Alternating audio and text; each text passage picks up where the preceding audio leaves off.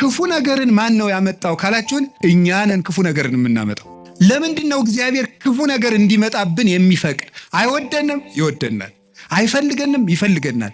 አያዝንልንም፣ ያዝንልናል። እና ግንሳ ምን ሆነ? እንዳይጠብቀን እንዲጠብቀን የሚያደርገውን ነገር ሁሉ ቆርጠነዋል። ከሱ ጋር መዋል አንፈልግም። እሱን በጸሎት ማነጋገር አንፈልግም። ሕጉን መፈጸም አንፈልግም። በቤቱ መኖር አንፈልግም። መታረቅ አንፈልግም። መስማማት አንፈልግም። በምን መልኩ ይጠብቀን? አብሮን ቢኖር ክፉ አይደርስብንም። አብሮን እንዳይኖር ደግሞ ቤታችን ቆልፈናል። እኔ በደጅ ቁሜ አንኳኳለሁ የሚከፍትልኝ ቢኖር ራት እበላለሁ ብሏል። የምንከፍተው እኮ ደጃፋችን መስኮታችን አይደለም፣ ልብ ነው ደጅ ያለው። ያን መክፈት ይጠበቅብናል። በየት ይግባ ክርስቶስ እኛ ጋር ለመግባት? ስለዚህ እንዳይጠብቀን ስናደርግ ክፉ ነገሮች ወደኛ ይመጣሉ።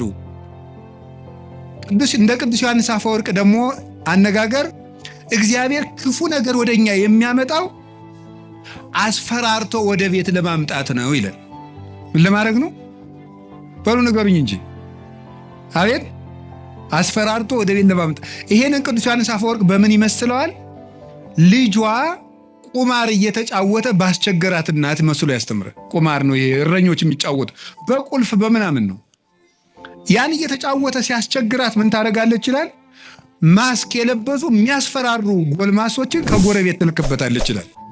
እንደዚያ የምታደርጉ እናቱ ልጇን ጠልታ ሳይሆን ልጇ ከዚያ ነገር እንዲወጣ የሚያስፈራሩ ሰዎችን ትልክበታለች።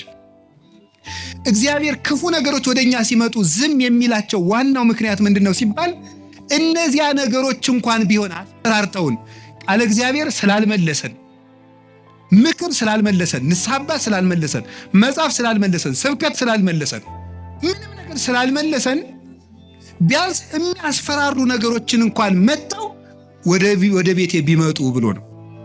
አይታችኋል አይደለም? አሁን በኮቪድ ጊዜ ሰው እግዚኦ ማረነ ክርስቶስ እግዚኦ እንደዚያን ጊዜ እኮ ታምር እኮ ነው። ታምር ነው። አሁን ሰው ይውላችሁ እግዚአብሔር የሚያስፈራሩ ነገሮችን የሚልክብን ለዚህ ነው። አንድ ችግር ሲገጥመን እንሰበሰብ። አምና የነነዌ እንግዲህ ታስታውሳላችሁ አይደል? ሁልጊዜ እንሰበስባለን። ችግር ሲመጣ እግዚኦ ማረነ ክርስቶስ እንላለን። እናቲቱ ግን እነዚያን የሚያስፈራሩ ነገሮችን የምትልክ መልሶ ወደ ቁማሩ እንዲሄድ አይደለም፣ ልጇ ከቤቷ ቁም ነገረኛ ሆኖ እንዲቀር ነው። እግዚአብሔር የሚያስፈራሩ ነገሮችን ብቅ የሚያደርጋቸው መከራዎችን እንዲመጡ የሚያደርገው እኛን ስለሚጠላን አይደለም፣ እንዲሰበስበን ነው። እግዚአብሔር ለነነዌ ሰዎች የሚገለብጥ መከራ እመጣለሁ ያላቸው ተመልከቱ። ይሄ የእናትነት ስራ ነው የሰራው እግዚአብሔር። ሊያጠፋቸው ፈልጎ አይደለም፣ አስፈር ወደ እሱ ማምጣት ነው የፈለገ። ቅዱስ ያሬድ ለዚህ ነው አንተ አቡነ ወአንተ እምነ ያለው። አንተ አባታችን ነህ፣ አንተ እናታችን ነህ። እግዚአብሔር እናት ነው። ልጆቹ እንዲከፉበት ስለማይፈልግ የሚያስፈራሩ ነገሮች ዮናስን እኮ ያለው ሂድና አስፈራራ ነው ያለው። አስፈራራቸው ፈርተው እንዲመለሱ ማለት ነው። ተጽናንቶ መመለስ ያቃተው ቢያንስ ፈርቶ እንዲመለስ ነው። ስለዚህ ፈርተው ተመለሱ። እግዚአብሔር ክፉ ነገሮችን የሚልካቸው ወይም ሰይጣን ክፉ ነገሮችን እንዲያመጣ እግዚአብሔር ዝም የሚለው ለምንድን ነው ካላችሁኝ፣ ፈርተን እንድንመለስ ነው። እናታችን አባታችን ስለሆነ መመለስ ካቃተን አንዳንድ ጊዜም ተርኮስ ያደርገናል። ድግም ቀን እንዳይደግመን ማለት ነው። እና እግዚአብሔር ስለሚጠላን እንዳይመስላችሁ። እኔ እውነቴን እኮ ነው። እንዴት አድርጎ እንደሚወደን ተመልከቱ።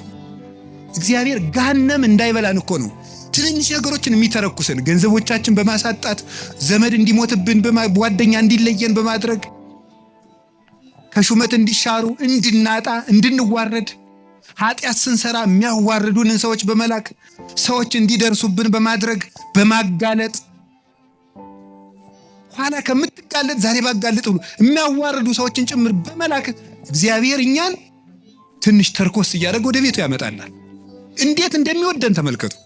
ፈተና በመጣብን ጊዜ እግዚአብሔር እንደሚወዳችሁ ተመልከቱ። እውነቴን የምነግራችሁ ጌታ ሆይ ለምንድን ነው እንዲሁ አክስቴም ሳምንት ዕለት ሞተች፣ እናቴ ደግሞ የዛሬ ወር፣ እንደገና ደግሞ የዛሬ 2 ወር ከስራ ተባረርኩ፣ እንደገና ደግሞ ይሄ ቀደረብኝ፣ ደግሞ ይሄኛው ተቃጠለብኝ፣ እንደዚህ አለብኝ፣ ጠልታኝ ነው ወይ እባክህን ወይም እባክሽን ልጄ ወደ ቤቴ ኑ ማለቱ ነበር። እንዲህ አድርገህ ትፈልገኛለህ ወይ? ራስቼህ ስለኖርኩ እማስታውስበት መከራ ሰጠኸኝ ተብሎ ነው መመስገን ያለበት። አንተን እንዳስታውስህ የመጥሪያ ደብዳቤ ላክልኝ ነው። መጽሐፍ ቅዱስን ደብዳቤ ጽፎ ላከ፣ ንስሐ አባት ላከ፣ መጽሐፍትን ጽፎ ላከ። በቅዳሴ ጠራን፣ በትምህርት ጠራን፣ በመዝሙር ጠራን። ወንድሞቻችን ሲመጡ በመከራ ጠራን፣ አልተመለስንም። መጨረሻ ላይ ደግሞ የመከራ መልእክት ይልካል። እባካችሁ ኑ ነው። ለምኖ የሚያድን አምላክ እንደ እግዚአብሔር ያለ አለ እንዴ? ለምኖ እኮ ነው የሚያድነን። አሁን ሙሴን አላያችሁትም? እንዴት አስፈራርቶ መመለስ እንደፈለገ። እስራኤል ጣዖት ሲያመልኩ ሙሴ አቤት ተወኝ፣ ማይጄ ላጠፋቸው ነው። አሁን ሙሴ እግዚአብሔር ጨብጦ ስር ይዞት ሂጄ ላጠፋቸው ነው። እንዲሁ እኮ ይገርማል እኮ እግዚአብሔር የሚያደርገው ነገር። ኧረ ተው አታጥፋ።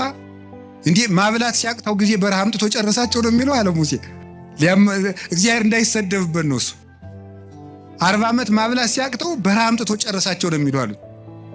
እንዲያውም እነሱን አታጥፋ።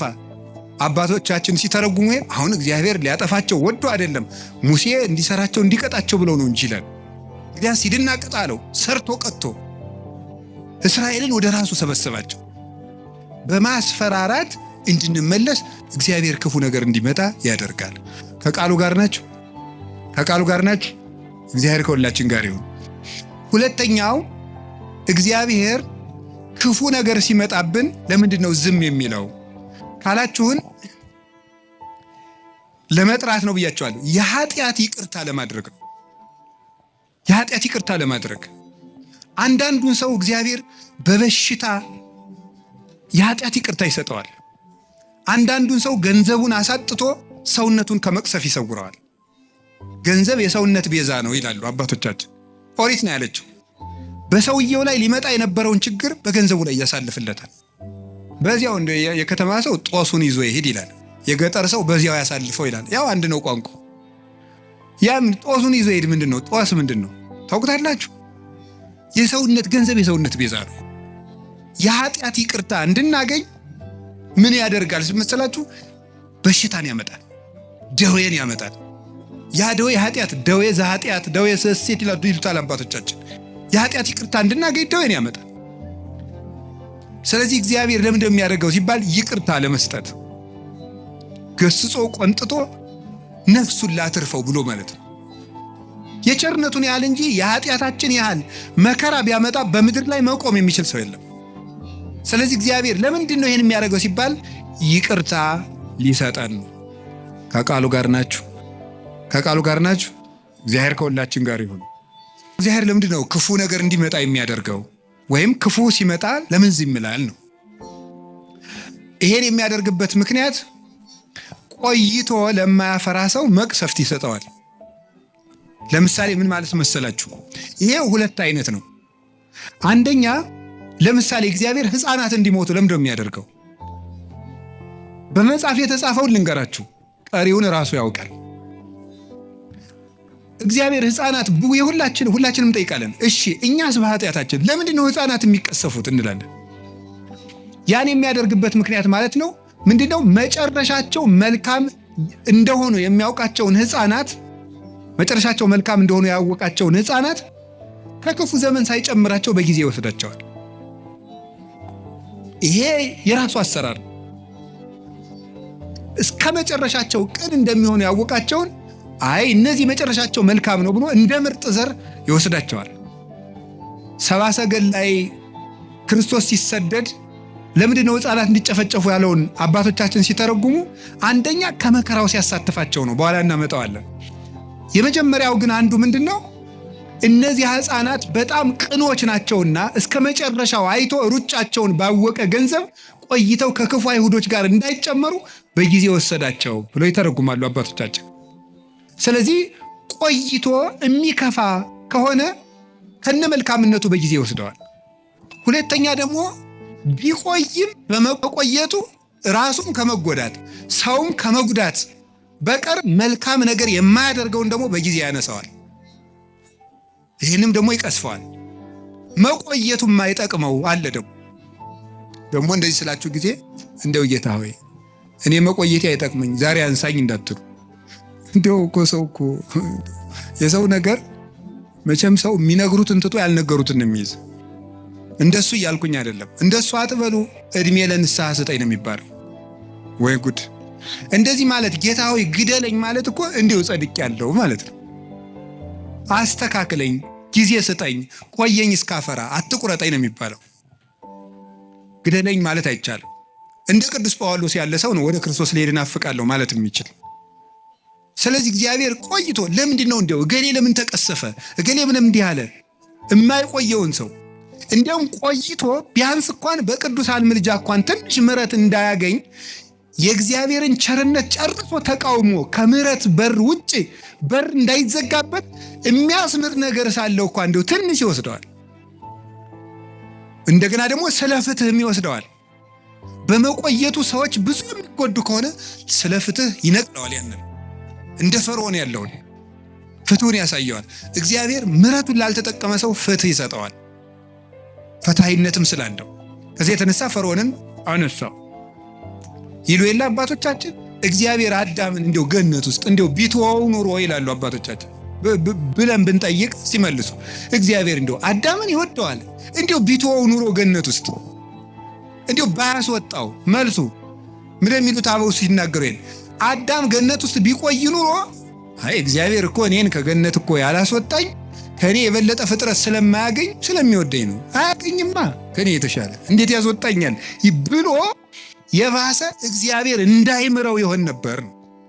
እንዳይምረው ይሆን ነበር። እግዚአብሔር እኔ ስለማስፈልገው ነው ያላስወጣኝ ብሎ የእግዚአብሔርን ቸርነት በመገዳደር አዳም ምሕረት እንዳያገኝ ይሆን ነበረ። እንዳይሆን እግዚአብሔር በልወት ተቆይና ምርሃለሁ አለው። እግዚአብሔር እንኳንስ ከሌላው ነገር እንኳንስ ከቤታችን ይቅርና ከገነት እንኳን ሲያስወጣ በቸርነት ነው የሚያስወጣ እንዳንበላሽበት።